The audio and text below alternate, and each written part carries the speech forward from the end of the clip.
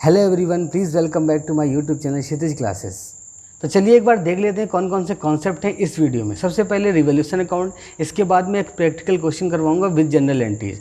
इस revolution account को हिंदी में बोलते हैं पुनर्मूल्यांकन खाता। तो चलिए शुरू करते हैं इसके पहले कॉन्सेप्ट के साथ, जिसका नाम है रिवोल्यूशन अकाउंट यानी पुनर्मूल्यांकन खाता। कि पुनर्मूल्यांकन खाता क्या होता है, इसको कब बनाया जाता है और इसकी ज़रूरत क्यों पड़ती है। चलिए शुरू करते हैं इसके पहले कॉन्सेप्ट के साथ, जिसका नाम है रिवोल्यूशन अकाउंट। इसको हम profit and loss adjustment account भी कहते हैं। रिवोल्यूशन अकाउंट की जरूरत पड़ती है, आपके दो चैप्टर हैं। सबसे पहला है एडमिशन ऑफ द पार्टनर, दूसरा है रिटायरमेंट एंड डेथ। ये आपके दो चैप्टर हैं जिसमें रिवोल्यूशन अकाउंट की जरूरत पड़ने वाली है। अब रिवोल्यूशन अकाउंट क्या होता है, उसको समझने के लिए उसका फॉर्मेट समझना बहुत जरूरी है।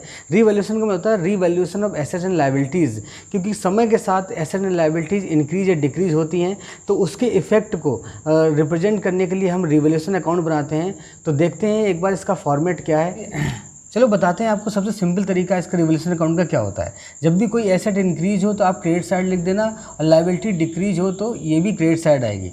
सिर्फ आपको दो पॉइंट याद रखने हैं, एसेट इंक्रीज हो रही है तो क्रेडिट साइड, और लायबिलिटी डिक्रीज हो रही है तो क्रेडिट साइड। इसका रीजन क्या है, ये दोनों ही प्रॉफिट रिप्रेजेंट करते हैं। सपोज करो कोई फर्नीचर 10,000 रुपये का था, अब 12,000 रुपये का हो गया, तो ये 2,000 रुपीज़ यहाँ पे आएंगे, क्योंकि हमारी एसेट इंक्रीज हुई है, जिससे हमारा फ़ायदा हुआ है।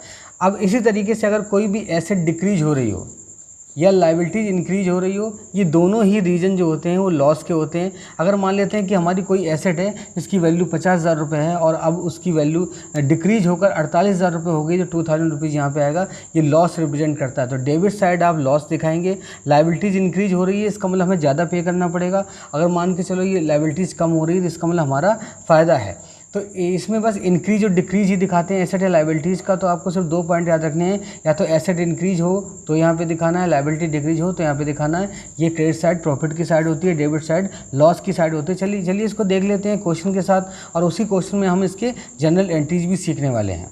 तो रिवोल्यूशन अकाउंट को समझने के लिए मैंने यहाँ पे क्वेश्चन लिया है। चलिए एक बार उसको देख लेते हैं। क्वेश्चन में क्या है, इसके एसेट साइड में है building, plant, furniture, debtor, stock and bank, और इसके लायबिलिटी साइड में कैपिटल दे रखी है ए एंड बी की, creditors, bills payable, outstanding expenses. तो नीचे कुछ एडजस्टमेंट दे रखी है, उनको पढ़ लेते हैं। The partner decide to revalue the asset and liabilities as follows. Building will be appreciated by 10%। देखिए यहाँ पर बिल्डिंग दे रखा है 30,000 रुपीज़, जिसको एप्रिसिएट किया जाएगा। जब भी कभी डेप्रिसिएट लिखा हो तो इसका मतलब कम करना होता है, और एप्रिसिएट का मतलब होता है बढ़ा देना।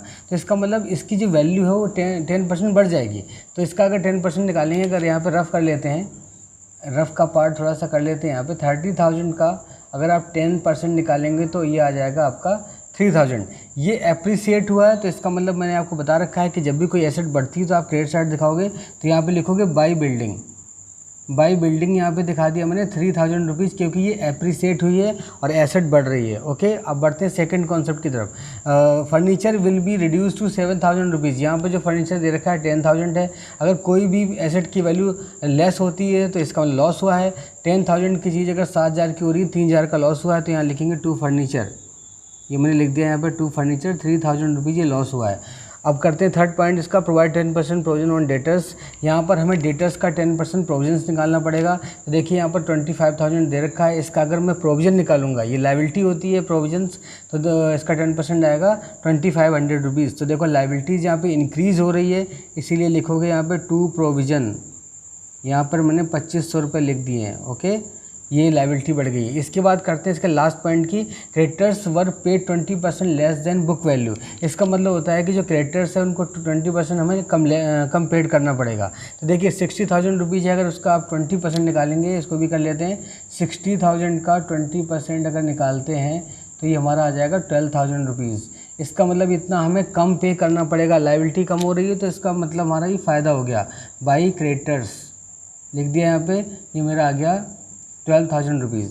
अब देखिए यहाँ पर क्रेडिट साइड ज़्यादा हो रहा है, ये हमारा आ गया 15,000 रुपीज़। क्रेडिट साइड का जो टोटल आया 15,000 रुपीज़ है। अगर इसको मैं डेबिट साइड से लेस करूँगा तो मेरा ये इसका आ रहा है 5,500 रुपीज़।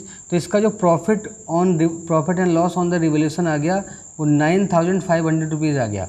मैंने क्या किया, क्रेडिट साइड के टोटल में से डेबिट साइड के जो फर्नीचर और प्रोविजंस दे रखे थे इसको लेस कर दिया, मेरा आ गया 9,500। मान लेते हैं यहाँ पर दो पार्टनर है ए एंड बी, और कोई भी रेशियो नहीं दे रखा है, तो इसको यहाँ पर एज कैपिटल और बीस कैपिटल, इनको हम इक्वल रेशियो में बांट देंगे। तो 9500 रुपये को अगर इक्वल में बांटोगे तो 4,750 और 4,750 रुपये आ जाएगा। तो इस वीडियो का लास्ट कॉन्सेप्ट है how to pass journal entries of revolution account. Revolution account बनाने के बाद आपको जनरल एंट्रीज पास करनी पड़ेंगी, वो कैसे करेंगे चलिए देख लेते हैं।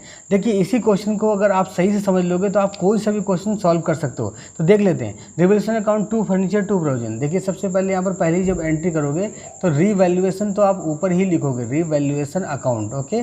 यहाँ पर लिखोगे टू, देखिए जैसा लिखा हो मैं वैसे ही नोट कर रहा हूँ, to furniture to provision, to furniture account to provision account. इस तरीके से आपको इसमें कुछ याद करने की ज़रूरत नहीं है। डायरेक्ट में मैंने क्या किया कि revolution account to furniture to provision कर दिया, तो 3000 रुपीज़ इसका फर्नीचर का है और 2500 रुपये इसके प्रोविजन के। टोटल अमाउंट कितना हो गया 5500 रुपीज़, ओके। इसके बाद हम करते हैं इसमें क्रेडिट साइड की एंट्री, बिल्डिंग और क्रेडिट। ये एक्चुअली क्रेडिट साइड है, तो यहाँ पर हम क्या करेंगे, इसको दिखाएंगे बिल्डिंग अकाउंट डेबिट और क्रेडिटर्स अकाउंट डेबिट टू। अगर इस साइड की एंट्री करोगे तो रिवोल्यूशन टू में आ जाएगा, तो रिवोल्यूशन अकाउंट यहाँ पे करेंगे। देखें बिल्डिंग कितनी है 3000 रुपीज़ और यहाँ पर क्रेडिटर्स दे रखे हैं 12,000 रुपीज़, टोटल आ गया 15,000 रुपीज़, ओके। ये बात आप याद रखना। सबसे लास्ट में इसके प्रॉफिट की एंट्री होती है, तो सबसे पहले आप ये वाली एंट्री करेंगे जो इसके डेबिट साइड के आइटम्स दे रखे हैं, इसके बाद आप क्रेडिट साइड के, सबसे लास्ट में इसकी प्रॉफिट या लॉस की एंट्री होती है। फिलहाल इसमें प्रॉफिट हुआ तो इसकी एंट्री होगी रिवोल्यूशन अकाउंट डेबिट टू, सबसे लास्ट की एंट्री है ये बात मैं दोबारा बता रहा हूँ, आप ध्यान रखना प्लीज़। रिवोल्यूशन अकाउंट टू, देखिए यहाँ पर दो पार्टनर थे, to A's capital to B's capital, to A's capital and B's capital, okay. तो इनका हमारा प्रॉफिट आया था 4750 इसका, 4750 इसका, 9500 रुपये का इसका प्रॉफिट आया था।